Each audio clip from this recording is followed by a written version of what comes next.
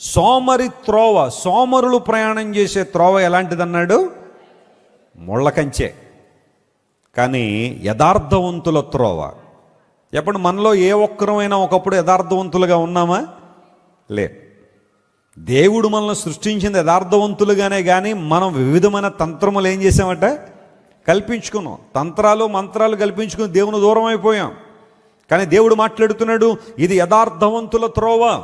ఈ త్రోవలో యథార్థంగా జీవించాలా, యథార్థంగా దేవుని ఆరాధించాలి, యథార్థంగా ప్రార్థన చేయాలి, యథార్థమైన జీవితాన్ని దేవుడు ఆశిస్తున్నాడు. యథార్థత అనే మాట ఇంగ్లీష్లో అప్రైట్నెస్ అనే పదం వాడారు.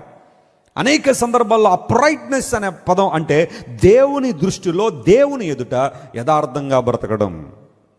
చాలాసార్లు మనుషుల దృష్టిలో మంచివాళ్ళుగా ఉండడానికి ప్రయత్నం చేస్తాం, మనుషుల దృష్టిలో యథార్థంగా ఉండడానికి ప్రయత్నం చేస్తాం, కానీ దేవుని విషయాల్లో తప్పిపోతూ ఉంటాం. కానీ దేవుడు మాట్లాడుతున్నాడు, యథార్థవంతుల త్రోవ రాజమార్గము అన్నాడు. హల్లెలూయా.